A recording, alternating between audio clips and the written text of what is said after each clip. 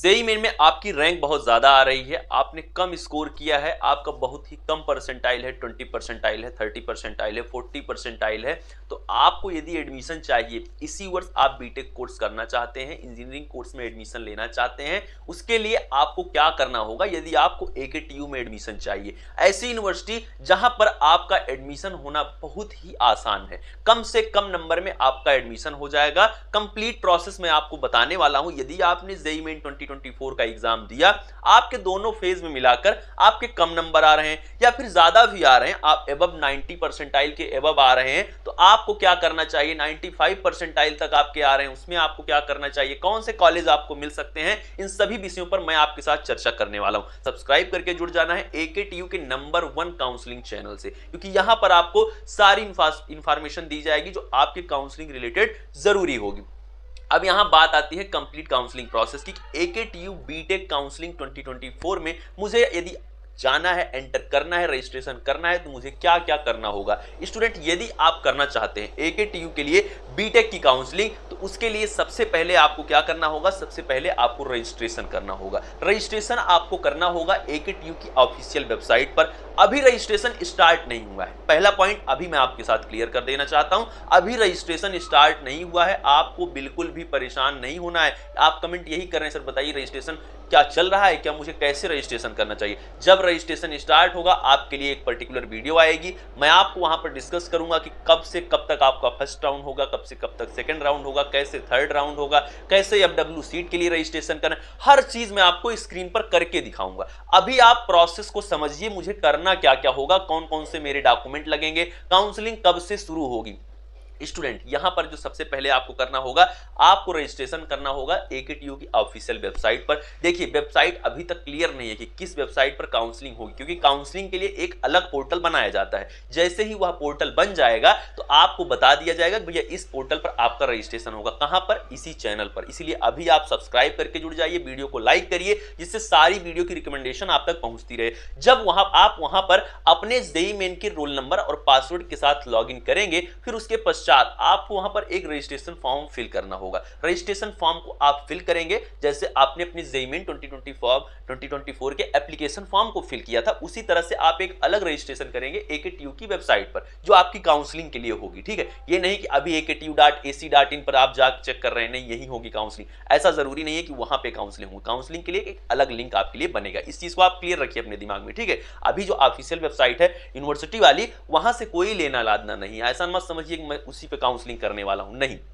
अलग वेबसाइट होगी, उसके बारे में आपको जानकारी दूंगा। अब वहां क्या करेंगे? आप अपना रजिस्ट्रेशन फॉर्म फिल करेंगे। रजिस्ट्रेशन फॉर्म फिल करने के पश्चात आपको अपने डॉक्यूमेंट अपलोड करने होंगे। स्टूडेंट, डॉक्यूमेंट कौन कौन से अपलोड करने होंगे? डॉक्यूमेंट में आपको जेईई मेन 2024 के रिजल्ट को अपलोड करना होगा, अपनी मार्कशीट को अपलोड करना होगा, जो आपकी प्रीवियस ईयर की मार्कशीट है, 10th एंड 12th की मार्कशीट।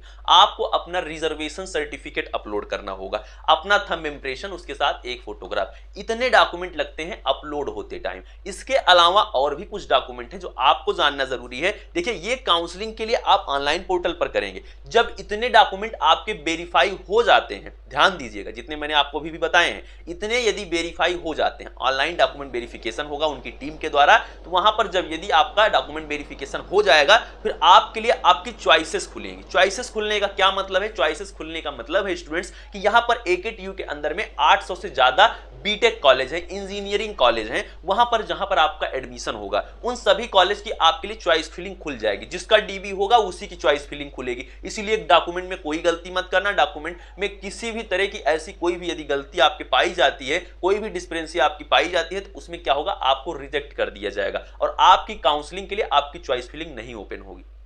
क्लियर है यहां तक? जिसका डीबी होगा उसी की चॉइस फिलिंग खुलेगी। चॉइस फिलिंग में आप टॉप कॉलेजेस को ऊपर और जो कम अच्छे कॉलेज हैं उनको आप नीचे फिल करेंगे। आप उन्हीं कॉलेजेस को फिल करेंगे जिनमें आपको एडमिशन चाहिए या फिर आप ले सकते हैं। किसी भी फालतू कॉलेज को आप नहीं फिल करेंगे जो आपके लिए जरूरी ना हो। मतलब फालतू का मतलब यह है जो आपके लिए जरूरी नहीं है, जहां पर आप जा ही नहीं सकते, क्योंकि ऐसा हो सकता है कि जिस कॉलेज की रैंकिंग कम अच्छी है वो आपको पहले अलॉट हो जाए। चॉइस फिलिंग करते टाइम आपको हमेशा फर्स्ट राउंड में अच्छे कॉलेज ही भरने हैं, क्योंकि यहां पर आपको अगले राउंड में चॉइसेस को अल्टर करने का मौका मिलेगा। तो पहले ही राउंड में घबरा कर सारे कॉलेज मत फिल कर देना कि भैया 800 कॉलेज है, मैं तो 100 भरने वाला हूं। तो आप लोग ऐसी कोई गलती नहीं करेंगे। पहले राउंड में सिर्फ अच्छे कॉलेज ही भरिए। क्लियर है यहाँ तक? उसके बाद आपको क्या करना होगा, उसके बाद जब आपकी चॉइस फिलिंग होगी फिर आपका सीट अलॉटमेंट होगा अलग अलग राउंड्स में। अब यहाँ रजिस्ट्रेशन के लिए एक चीज आप और ध्यान रखें, जब आप अपना रजिस्ट्रेशन करेंगे तो वहां पर क्या होगा, रजिस्ट्रेशन फॉर्म को फिल करने और डीवी के बाद आपको 1000 की पेमेंट भी करना होगा, जो AKTU की काउंसलिंग फी है। ठीक, सीट यदि आपको मिलती है, जो आपने चॉइस फिलिंग किया अपने डीवी के बाद, यदि आपका डीवी होता है, आपको सीट मिल जाती है, तो सीट मिलने के पश्चात आपको यदि मिली हुई सीट पसंद है, यानी यदि आपको कॉलेज मिल गया है, आपको मिली हुई सीट पसंद है या नहीं पसंद है, दोनों ही केसेस में यदि आपको सीट मिल गई तो आपको 20,000 की पेमेंट करना ही करना है। इस चीज का आप ध्यान दीजिएगा। आपको सीट मिली हुई सीट पसंद है या नहीं पसंद है, 20,000 की पेमेंट आप करेंगे, वो होगी सीट कंफर्मेशन फी। आप बोलेंगे सर मुझे नहीं करना है, मुझे नहीं सीट चाहिए, तब मैं क्यों दूंगा? यदि आप ये फी नहीं देते हैं आप पूरी काउंसलिंग से बाहर हो जाएंगे। ठीक, ये भी चीज आपके दिमाग में होना चाहिए, हर स्टेप मैं आपको समझा रहा हूं। उसके बाद आपको क्या करना होगा स्टूडेंट, देखिए ये सारे प्रोसेस आपके दिमाग में अभी से होने चाहिए, यानी 21,000 रुपए आप अभी से तैयार रखें जो सिर्फ ऑनलाइन जमा होने वाला है। यदि आपको काउंसलिंग के किसी भी राउंड से बाहर निकलना है, देखिए ये जो आप देते हैं 20,000 रुपए, वो आप इसलिए देते हैं, मिली हुई सीट जो आपकी है वो आपकी कंफर्म मांगनी जाएगी। भले ही वो सीट आपको कम पसंद है, आपको चाहिए कि मैं नेक्स्ट राउंड में मूव कर जाऊंगा, अच्छे कॉलेज मुझे मिल जाएंगे, तो आप उस पेमेंट को करके फ्लैट ऑप्शन को चयन कर सकते हैं, जिसमें आपको ऊपर की चॉइसेस अगले राउंड में अलॉट कर दी जाएंगी। ठीक है, तो इसीलिए आपसे पेमेंट ली जाती है। यदि आप अपनी उस पेमेंट को, यानी कि आप लगातार 1 राउंड 2 राउंड 3 राउंड तक आपको जो सीट मिल रही वो नहीं पसंद आ रही, आप काउंसलिंग से बाहर निकल सकते हैं। इसके लिए आपके पास ऑप्शन होगा, कुछ पैसे का नुकसान होगा, जैसे 20,000 रुपए आपने सीट कंफर्मेशन के लिए दिया था, तो लगभग 4,000 5,000 तक आपका नुकसान हो जाएगा। 15,000 रुपए तक आपके लिए वो पैसा वापस हो जाएगा, आपकी जो सीट कंफर्मेशन फी आपने दिया था, यदि आप पूरी की पूरी काउंसलिंग से एग्जिट करना चाहते हैं कि नहीं मुझे अब कॉलेज चाहिए ही नहीं, जो मिल रहा है वो मेरे लिए अच्छा नहीं है। इसीलिए सावधान कर रहा हूं, जब भी काउंसलिंग होगी तो वहां पर उन्हीं चॉइसेस को फिल करिए जिसमें आप एडमिशन ले सकते हैं। अभी से आप अलर्ट रहिए। अब बात आती है काउंसलिंग अभी नहीं हो रही, तो काउंसलिंग कब से होगी और कौन से और डॉक्यूमेंट लगेंगे? स्टूडेंट, आपकी काउंसलिंग के लिए सबसे पहले मैं आपको बता देता हूं, आपकी काउंसलिंग जून महीने में होगी।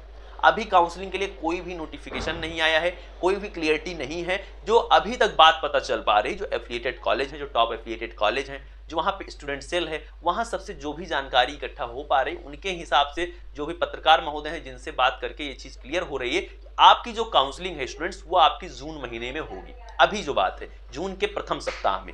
अब यहाँ बात आती है कौन से डॉक्यूमेंट लगेंगे, वो डॉक्यूमेंट आपको अभी से रेडी करने हैं। सारे डॉक्यूमेंट में name, date of birth, father name, mother name same होने चाहिए, कहीं पर कोई भी गलती ना हो कि मार्कशीट में कुछ और है, आधार कार्ड में कुछ और है। तो आधार कार्ड, जेईई मेन 2024 का आपका रिजल्ट, जेईई मेन 2024 का एडमिट कार्ड, अलॉटमेंट लेटर, ये आपको तब मिलेगा जब आप काउंसलिंग करोगे, अभी अलॉटमेंट लेटर का कोई मतलब नहीं है।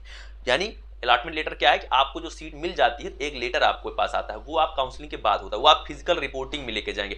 डॉक्यूमेंट वेरिफिकेशन एक आपका ऑनलाइन मोड में होगा, एक आप क्या करेंगे, जब आपको सीट मिल जाएगी, आप सीट को कंफर्म कर देंगे, फिर आपको उस पर्टिकुलर इंस्टीट्यूशन में जाना होगा। AKTU में नहीं जाना है डॉक्यूमेंट वेरिफिकेशन के लिए, फिजिकल रिपोर्टिंग के लिए उस पर्टिकुलर इंस्टीट्यूशन में आप जाएंगे, वहां पर आपका ऑफलाइन मोड में डीवी होगा, ऑफलाइन मोड में डॉक्यूमेंट वेरिफिकेशन होगा। आपको स्वयं जाना होगा, किसी से भेजना नहीं है, आपको खुद प्रेजेंट होना पड़ेगा वहां पे। अब यहाँ बात आती है, जेईई मेन 2024 का रिजल्ट हो गया, एडमिट कार्ड हो गया, अलॉटमेंट लेटर हो गया, हाई स्कूल की मार्कशीट हो गई, इंटरमीडिएट की मार्कशीट हो गई। उसके बाद आता है आपका domicile certificate, income certificate, caste certificate, EWS certificate, जिसका भी एप्लीकेबल, जो भी EWS से अपना फॉर्म फिल किया है वो EWS के सर्टिफिकेट, कैरेक्टर सर्टिफिकेट, यानी कि आपका यहाँ पर CC, TC ट्रांसफर सर्टिफिकेट, या फिर ट्रांसफर सर्टिफिकेट के स्थान पर माइग्रेशन सर्टिफिकेट का भी इस्तेमाल किया जा सकता है। अगली बात है आपका 5 फोटोग्राफ आपके होने चाहिए, 2 फोटोग्राफ होने चाहिए आपके पेरेंट्स के, यदि आप उस कॉलेज का हॉस्टल वगैरह लेते हैं तो आपके पेरेंट्स का भी फोटोग्राफ होना चाहिए, पेरेंट्स का पैन कार्ड होना चाहिए। देखिए ये डॉक्यूमेंट जो हैं, जो पेरेंट्स वाले हैं, ये बहुत ज़रूरी नहीं होते हैं, इसके लिए आपको टाइम मिलता है कि आप 10 दिन 1 हफ्ते में दे दीजिए, ठीक है, वो कॉलेज टू कॉलेज वेरी करता है। जो आपके डॉक्यूमेंट है वो ज़रूर होने चाहिए और बिल्कुल एकदम सत्य होने चाहिए, बिल्कुल सही होने चाहिए। फिर उसके बाद आता है गैप एफिडेविट। गैप एफिडेविट आप नज़दीकी न्यायालय में, यदि आपका 12th के बाद कोई गैप है, आप प्रिपरेशन कर रहे थे किसी चीज़ की, आपका बीच में गैप हो गया है, मान लीजिए आप 2023 से अपनी तैयारी कर रहे थे, या 22 से अपनी तैयारी कर रहे थे, 1-2 साल का आपका गैप है, उस गैप एफिडेविट को आप बनवाएंगे अपने नज़दीकी न्यायालय से।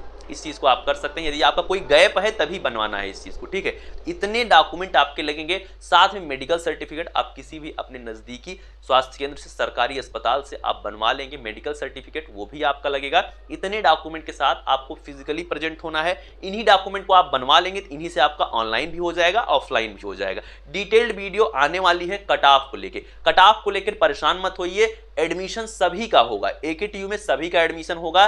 Next video cut off analysis पर ही है, नेक्स्ट वीडियो में मैं क्लियर करने वाला हूं कितनी रैंक तक किस कॉलेज में कट ऑफ जा रही है, आप इस चीज को कैसे चेक कर सकते हैं, कैसे आप इस पूरी काउंसलिंग को बेहतर तरीके से कर सकते हैं, कैसे आप कम से कम नंबर में एकेटीयू के बेस्ट कॉलेज में पहुंच सकते हैं। यदि आपको किसी भी प्राइवेट कॉलेज में कम से कम पैसे में एडमिशन चाहिए, आप अभी तुरंत हमसे कॉन्टेक्ट कर सकते हैं। बाकी ये है कि आप जितनी जल्दी इन चीज़ों को, अपने जितने भी प्रोसेस है अपनी काउंसलिंग को, आप जल्दी से जल्दी डिसीजन लें। यदि आप एडवांस के लिए नहीं क्वालिफाई कर पा रहे हैं, आपके नंबर कम है, तो उसके लिए आपको निश्चित तौर पर अब डिसीजन ले लेना चाहिए और एडमिशन लेना चाहिए। एकेटीयू काउंसलिंग से जुड़ी सभी अपडेट के लिए चैनल को सब्सक्राइब करें, मुझे फॉलो करें इंस्टाग्राम पर, जिसका लिंक है डिस्क्रिप्शन में। टेलीग्राम ग्रुप को आप ज्वाइन करना बिल्कुल ना भूलें, जहां पर सारी अपडेट आपको मिलती है, सारे नोटिस आपको सेंड किए जाते हैं। मिलते हैं नेक्स्ट वीडियो में। Thank you, love you all, नमस्कार।